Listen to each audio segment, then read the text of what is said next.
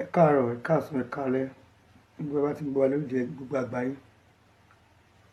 Orúkọ mi ni Yọlájí Abdulmasaki. Àwa àkíndédé wá sí ojú afẹ́fẹ́ àbí mídíà lè máa ń pè. Bọ̀dẹ̀ kọ̀ọ̀kan tá bá kọ̀ rí pé àwọn ọ̀rọ̀ kan tá a rí pé eléyìí irọ́ ni, ó máa yẹ ká jáde. A rí nǹkan kan Sunday Igboho, ó lóun lọ sí Igboho, òun fún wọn 2 hours. Òun ló post ẹ o pẹ̀lú àwọn mídíà ẹ̀. Òun fún wọn 2 hours kó fi release àwọn tó kó. Àìjẹ́bẹ́ báyìí ló máa rí. Ó wá ní lẹ́yìn 2 hours yẹn wọ́n release wọn. Àrí àwọn fídíò kan bí táwọn èèyàn ti ń jubilate. According to our friend, padà rí pé bí tó tọ́jú jubilate yẹn ìgbà tó wọ Igboho nìyẹn. Àwọn ọlọ́kadà tẹ̀lé. Igboho is a very small community tó yẹ pé ẹni wọn kára wọn wọ́n mú wàrà. Àwọn oní kó má ṣiṣẹ́ ẹ̀ tó bá fẹ́ ṣiṣẹ́ ẹ̀ fine. And tó máa jẹ́ big good security officer kò gbọ́dọ̀ wà aggressive àtọ́làtọ̀. Ó láti wà disciplined, kó wà intelligent, kó dẹ̀ ní strategy tiẹ̀. Nǹkan tó wá ṣe náà kò lè máa post social media. Bó wá rí pé any small thing ó ti post ẹ̀, gbogbo tó pọ̀ jù irọ́. Wọ́n ti attack Igboho láti on the 14th of June lọ ti attack Igboho 6 days ago. Where are you? Ìjọ tó attack Igboho ṣe bí pàtí ló lọ nílàró. Bá ṣe gbọ́ allegedly ọ̀nà pààyàn síbẹ̀ pé arọ́bó yóò tọ́ ni I don't know. Mo yín sọ yìí. Oh my butter. After 6 days ago, ó wá di àná Saturday, ó wá lọ sí Igboho òde palace ní. Ó ní ẹ pa àwọn Fúlàní jọ. Ó ní ó fún wọn ní ìwákàtí báyìí kó fi release èèyàn. Tó yá àtàwọn padà wọ́n rí aṣápadà rí pé ara àwọn tó pé wọ́n lọ kó náà àrí wọn o, àrí picture wọn o, àkọ́gbọ́ ni. Kí ló dé? Kí ló ṣe bá ti ń jẹ́ báyìí ná? Nígbà tó mú tó kidnap àbúrò Honorable yẹn Adélabú ní Ọ̀yọ́ state náà, agbọ́pọ̀ ní sọ pé wọ́n lò wà náà tó gbà lẹ̀. Àyíndà bíi àwọn ọlọ́pàá di bọ̀ǹkẹ̀. Àti rí AI picture tó tún ṣe oníwà àti IGP Inspector General of Police Disu, their picture ìwé náà làbá ń bẹ̀. Àná when I saw that I was like worried like what's up? Sheriff Odion àwọn inú àwọn media ẹ̀ tó promote ẹ̀ ni. Well, there's no problem about that. Anybody can promote anybody. Ẹni tó bá like máa promote, ẹni tó bá like máa promote. Ó kọ́ ó ní àwọn federal government ti approve ẹ láti máa ṣe pẹ̀lú àwọn IRT lẹ́jọ́ wọgbó lọ kó àwọn tí wọ́n tó jí gbé. Tó yẹ pé agbọ́pọ̀ ọmọ ìyá ẹ̀ wà nù wọn. Wọ́n máa dàrọ́ ìdẹ̀kẹ̀rẹ̀ àti pé àwọn ọlọ́pàá di bọ̀ǹkẹ̀. Even the chairman of the Ore local government kan sọ pé òun ò mọ̀ pé even ò tiẹ̀ sí bẹ́ẹ̀. Àwọn ò tiẹ̀ pé even gan sef gan àwọn tó ń jí gbé ìgangan sef gan wọn ti release wọn. So nǹkan tó ń ṣe ìgan sef ṣé wípé òun ṣàkóbá gan fún àwọn tó ń gbé. Because I understand. Come social media máa pariwo máa rant. You keep on ranting for what? What do you get from that? Irọ́ mẹ́ta kí ló dé wọ́n ṣépè fún ẹni? Why are you like this? And you come and shake on the now, no problem. There's no big deal about that. It's a free space. You can do anything you like. But mama pa irọ́ la fẹ́. And then àwọn media náà. Wọ́n ní confirm nǹkan. Wọ́n ti máa post it. I have a personal platform that I use for my blog. Even tó ní ibi tí mo tún lò. Mo máa post news. But news tí ó bá wà genuine, I don't post it. Ẹ má yẹ ká wá media ká máa for bloggers come over Darua. The any small thing by news here and confirm it. I'm a time I post it. All because if I buy. Cause the problem I want observe. Like me because the page when I know. When I'm observing, more really friends because I don't understand. E kon ṣoríṣi irọ́ ti bá ti ẹ jẹ́. Irọ́ tó ṣe náà ní Yorùbá nation náà nìyẹn o. tó pará fún gbogbo wọn àyìn náà bí kí ló bá bọ̀ ó ṣáà ń gba clean sheet mọ́ ìjọba fúnra wọn approve ẹ èmi ríbi tí ìjọba ti gbogbo ẹ gbogbo àwọn tí tó ń lọ gan ó gba clean sheet ni a gbọ́ gbogbo ẹ̀ wọ́n mú ẹ débẹ̀ ni bá débẹ̀ náà ò ní dákẹ́ àmàlójọ́ blablabla ó dẹ̀ pé ẹni ṣe bóyá security kí lọ́nà pè yẹn náà ló fẹ́ máa gbà wọ́n yàn lé wọ́n lè gbà yàn lé pẹ̀lẹ́jọ́ tó rò níbi tó ti lọ́jọ́ kan ló máa tún gbogbo àṣírí ara ẹ̀ síta nígbà bẹ́ẹ̀ ṣe ń kọ́ báyìí wọ́n máa wà calm wọ́n máa wà reserved but you are none of it n sure pé wà intelligent gan I'm not sure Yorùbá wuyi ìyá ẹ̀ lájọ́ tí wọ́n ti sọ pé wọ́n gbé wọn nígbò pọ́ńkẹ́ tẹ́lẹ̀ nìyá ti máa dáàgì bá Gani Adams a máa dáàgì ẹ̀ ààrẹ ò lọ́wọ́ kìnnìkan gbọ́ pàjá sùn nísìnyí báyìí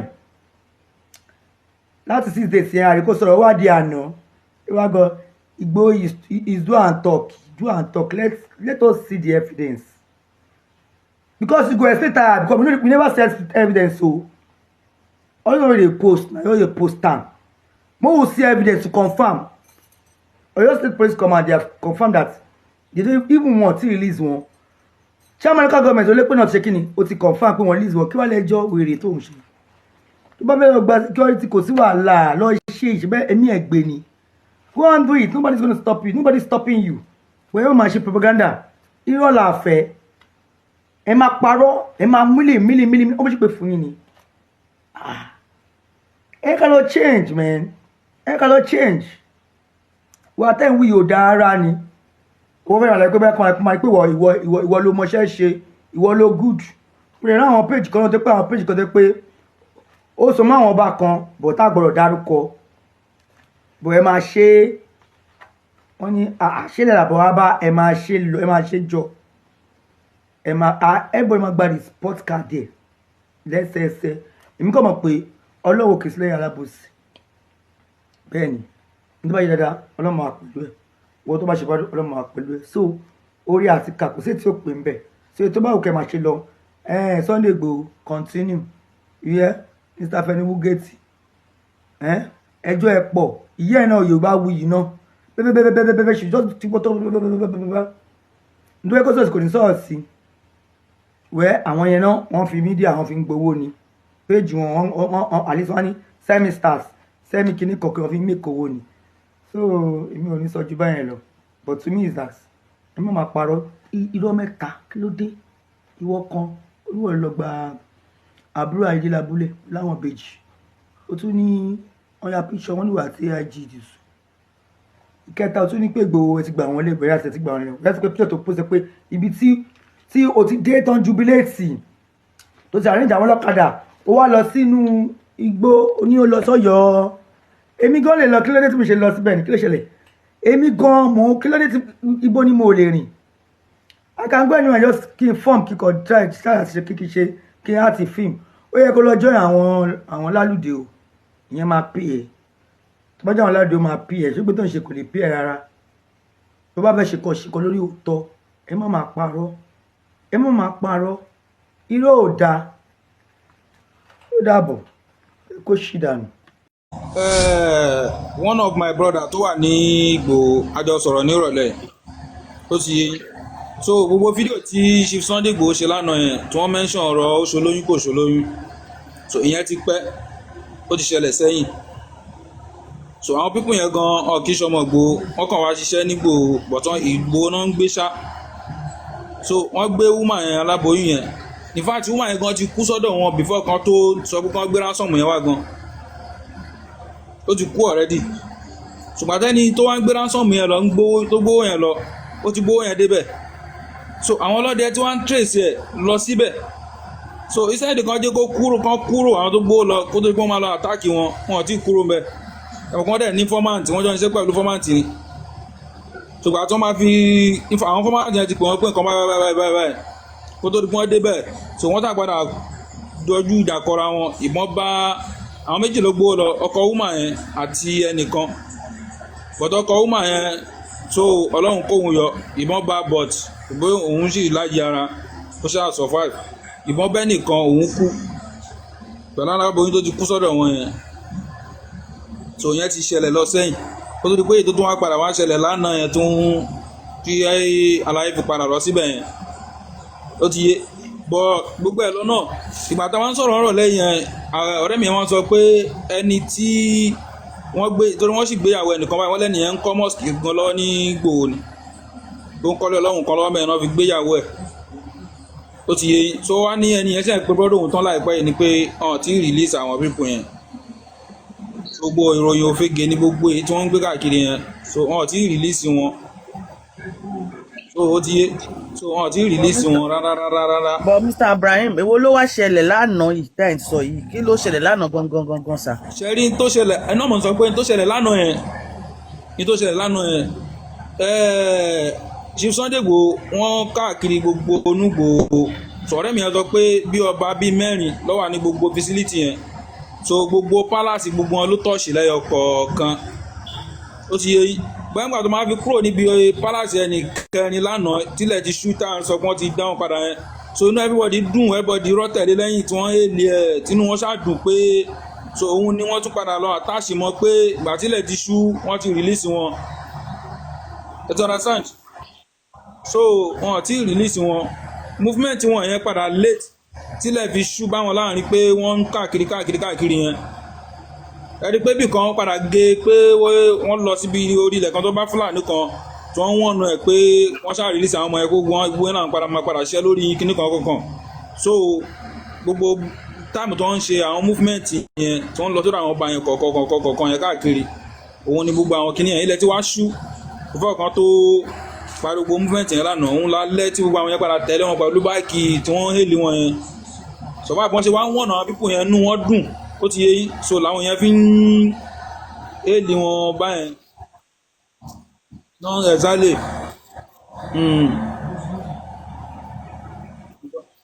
nǹkan tó ṣẹlẹ̀ mẹ́rin kankan ni.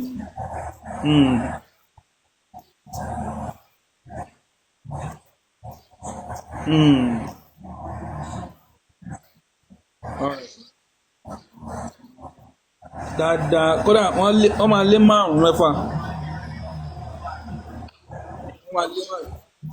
èmi ò kẹsẹ̀lẹ̀ mẹ́rin táwọn èèyàn sọ pé wọ́n ti fi wọ́n lẹ̀ kíní kan mú ní òkè wọ́n fi wọ́n lẹ̀ wọn ò fi wọ́n lẹ̀ èmi kódà àwọn tó wà lọ ẹgbẹ́ mi rọ̀lẹ́ gan ni mo fi mí kọ́ ẹ̀ gan mo fún òsì last week àwọn máa lé ní 15 tí mo kàn fún òsì fún òsì last week àbá ọyẹ ẹ máa gbọ́ tó bá wọ́n ti fi wọ́n lẹ̀ because alẹ́ ní tí wọ́n gbéyàwó ẹ̀ ọ̀rẹ́ ẹ̀gbọ́n ọ̀rẹ́ mi yẹn ìyàwó ẹ̀ wà nù àwọn tó gbé tọ́jà ìgbé recently ni mo ń sọ ó ń kọ́ mosque lọ́wọ́ ṣẹ́rí gbogbo ohun tó ń ṣẹlẹ̀ nínú yẹn ó lọ́wọ́ àwọn Yorùbá nú bí sì ni pé ìgbà tí mo travel lọ sílé sísà mi ròyìn pé wọ́n kódà wọ́n gbé ọkọ̀ sísà mi nígbà tí mo lọ sílé ọdún tí mo lọ sí ṣọ́ọ̀pù wọn àwọn wọ́n ń ṣàlàyé àwọn kan yẹn fún mi pé alẹ́ táwọn bá ti close shop ọkọ̀ wọn ló máa ń píkì wọn á wá gbé wọn lọ sílé àríkẹ́ tí mi bó ṣe wá píkì wọn lálẹ́ ẹjọ́ yẹn tó ń gbé wọn lọ sílé ìgbà tó máa fi délé wọ́n ti bá àwọn pípò yẹn lé ọláwọn kọ́ bẹ́ẹ̀ nìkan làwọn kọ́ rí lẹ́nu gate but àwọn ṣe táàpù sí ìtàlẹ́ àwọn yẹn pé táwọn yẹn bá fẹ́ pọn mi òun wá rí i pé ike ó wà lẹ́nu táàpù yẹn wọ́n pé bóyá nìyẹn wá pọn mi ni ìgbà tó máa fi sí gate tán wọ́n ti di méjì so di méjì tán máa di méjì tóun ní kóun wo ẹ̀yìn pé ṣé aláàjì ò rí àwọn tí wọ́n dúró ti òun yìí ni ìgbà tó máa fi wọ̀dọ̀ aláàjì lẹ́nu sí ẹ̀rìn báyìí wọ́n tóbi mẹ́fà tó dára jì so wọ́n kàn pọ̀ṣù òun lọ sí ibi tó kọ́ rẹ̀ wà ní wọ́n jà gba fóònù ìyàwó wọ́n gba fóònù ọkọ wọ́n gbé aláàjì lọ so wọ́n ní first born sister mi yẹn fún ọwọ́ tiẹ̀ kò filẹ̀ ó ti yé so fún yẹn ní sister mi yẹn wọ́n gbà lóru yẹn lálẹ́ nìkan bí abíyá after 11 ni o to 11 sí after 10 fún yẹn ni wọ́n wá gbà wọ́n ṣe wá gbà fún yẹn wọ́n fi pe manager ọkọ wọn yẹn wọ́n ló wá kọ̀nẹ́tì gbogbo àtọ́dẹ àtàmọ̀tẹ́kùn àtọlọ́pàá lóru yẹn wọ́n ṣàdélé wọn because ibi tí wọ́n kọ́lé sí wọ́n ṣe jí wọn gbé tán wọ́n kọ̀ bọ́ sẹ́yìn fẹ́ẹ̀tì báyìí wọ́n kọ̀ wọnú gbó yẹn náà lọ́bẹ̀ náà ni lójú kí wọ́n gbọ́kadà wọn ò gbé kankan ò gbẹ́ni tì wá wọ́n kàn mú wọn wọ́n kàn wọnú gbó wọ́n dẹ̀ mú wọn lọ so wá ní ìtọ́ wá ṣẹlẹ̀ ni pé dádì àwọn máa ń lo pẹ́ẹ̀fù kan pé pẹ́ẹ̀fù yẹn lóorun gan secondly ni pé ó tún bọ́ sásìkò òjò ó ní bí gbogbo wọn ṣe kálùgbọ́ yẹn ni àtọlọ́pàá àtúnkò wọ́n ṣàkókò ọnúgbọ́ yẹn lálẹ́ yẹn náà wọ́n ṣe ń tírèsì àwọn pípò yẹn lọ nìyẹn ipa ẹsẹ̀ pé òjò ṣàrọ̀ yẹn wọ́n ṣe ń tẹ̀lẹ̀ yẹn wọ́n rí gbogbo ẹsẹ̀ yẹn lọ́núgbọ́ yẹn ìjọba fi tọpá àwọn aráàlú mọ̀ nípa àwọn aráàlú máa ń mọ̀ nípa àwọn ló máa ń ṣe àwọn ní fọ́màtì fún ìkan tó lóró àwọn wọ́n máa fún ọ lọ́wọ́ pé ẹ wá gbé lágbájá yìí ó wà lọ́wọ́ ẹ̀ so sísà mi wọ́n sọ pé gbogbo bí wọ́n ṣe ń rìn lóru yẹn àwọn kan sì wà lórí kọ́ tí wọ́n sì méèkì kọ́